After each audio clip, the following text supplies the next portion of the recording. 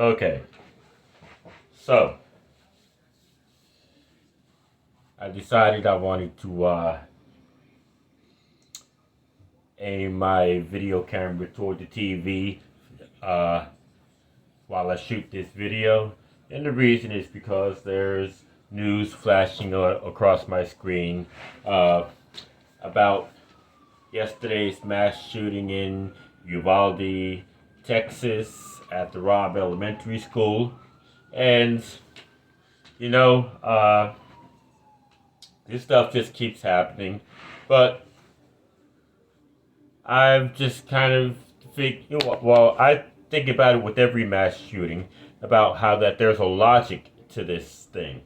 There's a logic that emerges if you really think about it, as we think of these different mass shootings, and most people just don't seem to be able to wrap their head around this logic that is emerging and that we should be able to understand at this point in time. Logic around these calls for stricter gun laws and other measures to prevent these mass shootings. And so I'm purposely going off screen here so you can see some of this here. And tonight the heroes in Uvalde, Texas, their bravery and sacrifices. Here's Gabe Gutierrez reporting. Tonight, the law enforcement officers who stopped the gunman in Uvalde are being hailed as heroes. You don't mess with our kids. But anyway, you can catch that kind of stuff on your own TV, I guess. I don't need to spend an awful lot of time letting you watch my TV through YouTube or Facebook or what have you, other social media. But check this out. So I said there's a logic that emerges, okay, as you piece together these different occurrences. So first of all, I've made a few notes, and first of all, I want to point out that deaths as the result of mass shootings account for about 3% of murders by gun.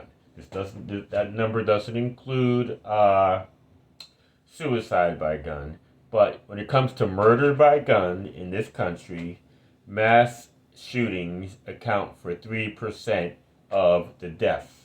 Okay, so if only 1, 2, or 3 people are killed in a single incident by gun, then it doesn't qualify as a mass shooting, or mass killing, I should say. Mass shooting is where you shoot 4 or more people. Mass killing is where you kill 4 or more people. But anyway, so 97% of the gun murders are not part of a mass shooting. And so it's a little, shall I say, ironic that we put so much into addressing these mass shootings, these mass murders, and we don't say nearly as much about the killing of 1, 2, or 3 people in these other incidents, even though more than 32 times as many people get killed in incidents involving 1, 2, or 3 murders by gun. Okay, so anyway, there's that. So we had the Columbine shooting at a school in let's see. Oh man, I forget what state that is. my geography is a little off. But Columbine took place in 1999, and I should have made that as part of my notes. But it happened on April 20th, 1999. So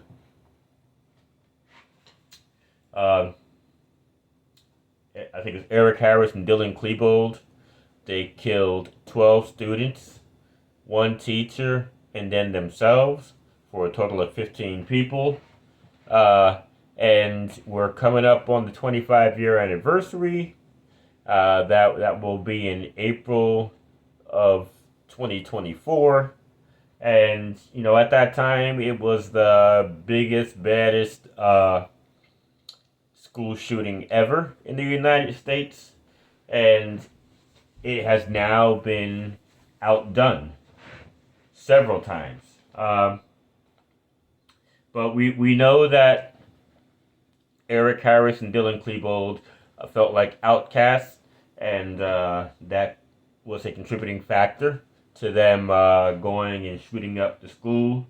And you might not feel like it's an excuse to go and kill a bunch of people, but there's what you feel is or isn't a good enough excuse, and then there's what people are going to do, and sometimes you have to put aside what you think is not that big of a deal and say, okay, well, there are some people who think this is a big deal, that if you call them enough nasty names and they're going to go shoot up a school, so you got to do something about that. And you can't always stop them once they get the gun in their hands, so you might have to stop other kids from teasing them. But anyway, there's that. So, even though there are so many mass shootings that I can't possibly speak on all of them, the next one I made a note of is Virginia Tech, where 32 people were killed by Sung Hui Cho. He was a South Korean immigrant. He supposedly had a funny voice. A lot of people mocked him. I guess he was the Mike Tyson of Asia, and he came here to the U.S. and he got tired of being made fun of. That's at least part of the story. And he killed 32 people, and that happened on April 16th, Emancipation Day of 2007. DC Emancipation Day, I should say. And so there's the logic there, is that, someone was supposedly mocked repeatedly. And I guess there weren't a lot of people that wanted to be his friend either. And people oftentimes say that the shooter was antisocial. I don't know, but nobody reached out and nobody said, hey, no man is an island. You can't just go through this world by yourself. Come on, man, interact with us. We want to get to know you. And apparently, not getting to know someone can be very dangerous, because that person who is in your midst, who you don't know well, could become a mass shooter. But anyway, so there's part of the logic that we have around mass shootings. Let me see. We have Sandy Hook Elementary, and December 14th, 2012. We're coming up on 10 years. And I love to talk about this one, because this is one where I do know a number of the facts, things that I learned through the media, so it's not like I have special access. But anyway, we know that Adam Lanza was living with his mother. I actually thought he was like a teenager at the time, but apparently he was 20 years old. I just looked some stuff up to make sure I had my facts straight before I did this video. And it turns out that he was 20 years old. And when he killed 20 first graders and 6 educators in Newtown, Connecticut. And he was living with his mother. And he got her gun. And he killed her first. And then he went to the school and killed 26 people. So I can see him being able to overpower his mother. And I see on the TV screen the picture of the killer from Uvalde, Texas. And he has been killed himself. by the cops, but by a border patrol agent at that. And but people love to talk about gun control every time we have these mass shootings, and with Adam Lanza, that wouldn't have worked. I mean, his mother legally owned guns, and he either overpowered her or outwitted her and got his hands on at least one of her guns, I think more than one even. And he ended up killing her first and then going to the school and doing a bunch more killing. So you can talk all you want about gun control issues, but if there is a male living in a household and that male would not be allowed to own a gun, either because of his age or because of his criminal past or because of his mental health or illness, as the case may be.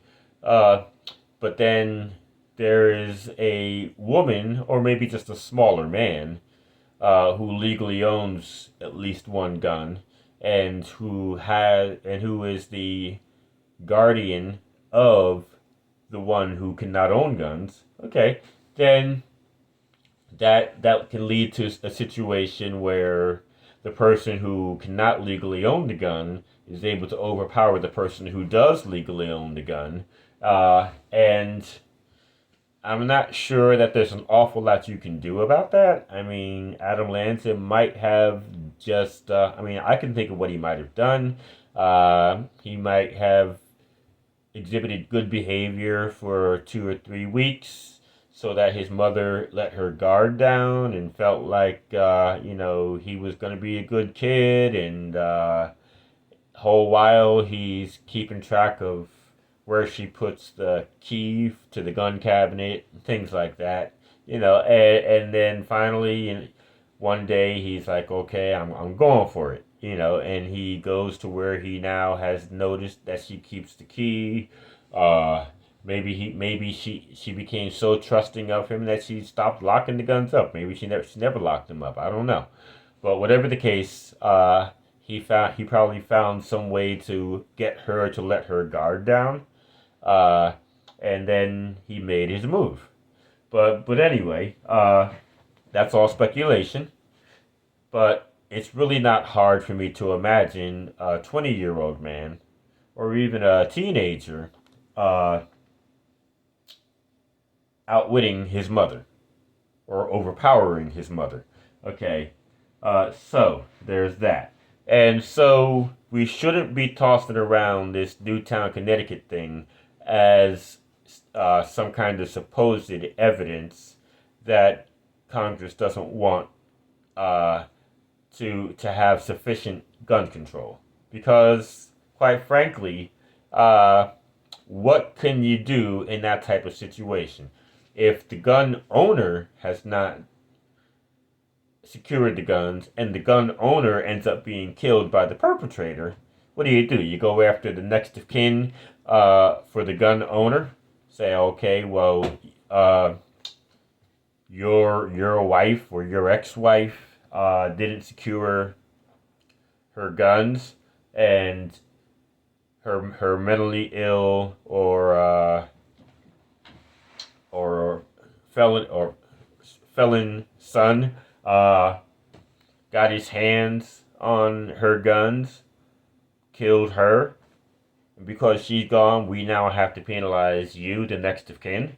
Okay, I mean, how are you going to deal with that? There's really not an awful lot you can do to penalize somebody in that type of situation where the gun owner is killed by the perpetrator.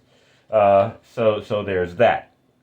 And when the gun owner, the rightful owner, is a woman and the perpetrator is a grown man or even a teenage boy, then it's going to be very hard to guarantee that this woman won't be overpowered by this teenage boy or this young man. Okay, so we need to stop tossing that story around as proof that Congress doesn't want ample gun control, because gun control would not have controlled that situation. Not at all. So then, of course, we have the Parkland shooting on Valentine's Day of 2018. So 17 students and teachers got killed in Parkland, Florida. Uh, I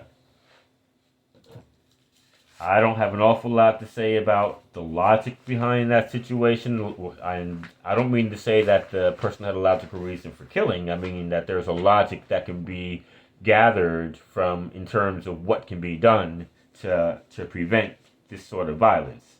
Uh, so we have the Las Vegas shooting, which actually took place before Parkland, about four and a half months before, in on October 1st of 2017, and the shooter in that case was a man named Stephen Paddock. He was in his 60s. He didn't have any criminal record.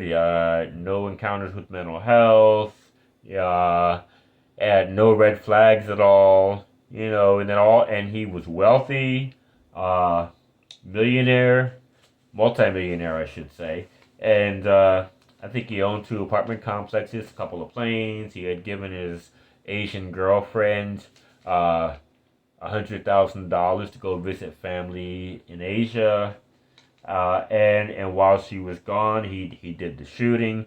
But there was nothing about his life that was pointing toward him doing this sort of thing. No kind of red flags whatsoever. So, somebody who seems perfectly sane and law-abiding citizen and so forth can all of a sudden become a mass shooter.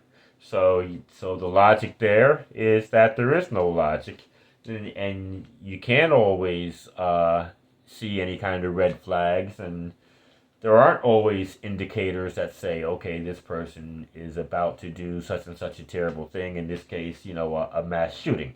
Okay, so there's that. But then we come to the Buffalo, New York shooting, a very recent one, less than 2 weeks ago. So 18-year-old who had created some red flags, who had made threats toward the end of his senior school year, and who had been put into a mental health facility for about a day. Here he is about a year later. He drives 3 hours from Conklin, New York, on the Pennsylvania border, up to Buffalo, New York, and he shoots 13 people, killing 10 of them. The 10 who got killed were all black people. Anyway, he believed that the Great Replacement theory, that non-whites were going to replace whites in various roles in society, and so he drives 3 hours, kills 10 people, shoots 3 other people, and so if you want to talk about how to prevent mass shootings, well, at least when you look at this one, you have to say, okay, well, when somebody is constantly posting on social media and other venues about their extremist beliefs, then maybe they shouldn't have the right to express those extremist beliefs. So this kind of goes to freedom of thought, freedom of speech, as you don't really have complete freedom of thought, freedom of speech, because if you think the sorts of things that this guy thought, then at least from now on, when you express those thoughts, anybody with any real sense is going to say, wait a minute, we know that this guy, Peyton Gendron, drove 3 hours to go kill 10 black people in Buffalo, New York because of this extremist belief. And not long thereafter, was it the same day or the very next day, a guy drives several hours to a Taiwanese church in California. This guy, the shooter, was himself Chinese. And I learned that he had, oh, I don't know. I forget what exactly happened to him, but he actually was adversely affected by the conflict between China and Taiwan, and I think he ended up having to flee his native China, and he was resentful about that conflict, and he apparently agreed with the Chinese government, and so he went to this Taiwanese church and shot a bunch of people, killing one of them. But anyway, so now we have multiple instances of people putting forth their manifestos, their beliefs, and then going out and doing these shootings. Okay, so maybe people just shouldn't have the freedom to state certain thoughts. I mean, nobody can stop you from quietly thinking anything, but maybe when people state certain thoughts, even if they don't actually say they're going to shoot people, if they state thoughts about disliking a race or a nationality because of some political issue, because of some economic issue, then we need to immediately say, hey, look, we need to deal with this person because this person has the types of beliefs that led to a Chinese man shooting up a Taiwanese church. This person has the types of beliefs that led to an 18-year-old white boy shooting and killing 10 blacks in Buffalo, New York while they were shopping. Okay, so freedom of thought, freedom of speech, need to be reined in. We need to put more limits on what people supposedly have the freedom to say, or write, or post on social media. Okay, so that's part of the logic that emerges from all of this.